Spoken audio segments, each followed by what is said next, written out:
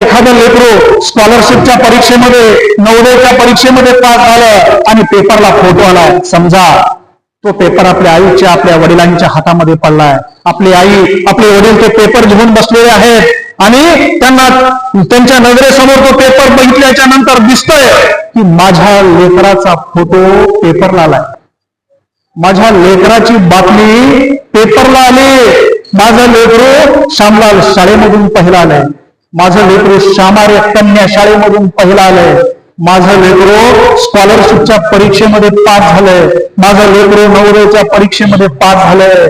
बघा, तो पेपर जर त्यांच्या समोर असेल तर ते पेपरची बातमी पाहता पाहता, आपल्या लेकराचा फोटो पाहता पाहता त्यांच्या डोळ्यातून आनंदाश्रू कधी खाली ओघळतील हे आपल्याला सांगता येत नाही मित्र हो. तो आनंद आपल्या आई वडिलांना निर्माण करून देण्याची जबाबदारी तुमची आणि माझी आहे. म्हणून